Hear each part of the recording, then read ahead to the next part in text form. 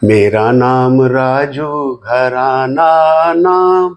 नहीं सर, ना तो मेरा नाम राजू है, ना घराना नाम है। मेरा नाम जतिन पृथ्वीराज कपूर है और मेरे पिता चरणजीत सिंह सियाल का घराना नागपुर और मेरी माँ उर्मिला पृथ्वीराज कपूर का घराना मुंबई। इनके आशीर्वाद से आज मैं यहाँ हूँ जो भी हूँ। जन्म मेरा मुंबई में हुआ, पालन पोषण नागपुर में हुआ, पढ़ाई लिखाई नागपुर में हुई और ग्रेजुएशन भी किया। उसके बाद कर्म क्षेत्र मुंबई फिर बन गया और फिल्म इंडस्ट्री में चित्रनगरी में आ गए। And I joined Shashi Kapoor as an assistant director in 1988 in the film Ajooba. ये सेंटेंस करेक्ट है लेकिन इसके बोलने का तरीका सही नहीं था। 1988 में शशि कपूर साहब के आशीर्वाद से, उनके रहमो करम से, उनके चरण में हमें जगह दी उन्होंने और अजूबा में एक अप्रेंटिस के तौर पे उन्होंने हमें एक आगमन दिया फिल्म इंडस्ट्री में। ये सही होगा बोलना। वहां से शुरू हुई जर्नी सर फिल्म इंडस्ट्री की। और एक्टिंग का तौर तो इतना कमाल का था कि जैसे शुरुआत का कि कैसे हुई।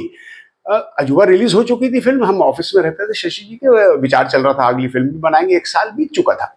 एक दिन ब्रिज कटियाल साहब आए। ब्रिज कटियाल साहब एक वन ऑफ द राइटर्स अजूबा के और बहुत उन्होंने अच्छी फिल्में भी लिखी। जब फूल खिले लिखी थी शशि कपूर साहब के लिए और भी बहुत सारी पिक्चर। उन्होंने मुझसे कहा, जतिन एक्टिंग करोगे? मैंने कहा सर करूंगा। तो चल मेरे साथ। मैं बोला कहाँ? बोले चल चल।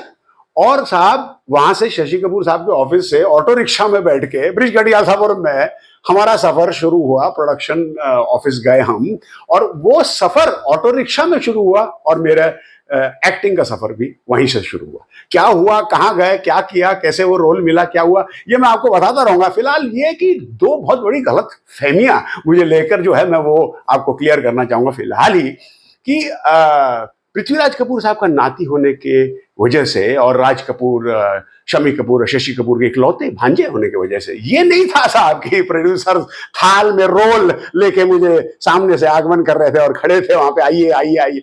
ना तो थाल थी, ना रोल थे, ना लोग थे साहब, कोई नहीं था। घिसे हुए जूते बहुत सारे पड़े हुए हैं, वो मैं आपको उसके किस्से बताऊंगा। दूसरा ये कि अगर आपको पहला रोल मिल जाता है थोड़ी बहुत आसानी से, इसका ये मतलब नहीं कि यू अराइव्ड, अब तो हो गया। बहुत बड़ी गलत फहमी है ये फिल्म इंडस्ट्री को लेके और मुझे भी लेके। और मैं आपको इसके किस्से सुनाता रहूंगा और मुझे यकीन है आपको पसंद आ रहे और भी पसंद आएंगे। सुनने के लिए बहुत बहुत शुक्रिया, धन्यवाद, आभारी हूं आप सबका।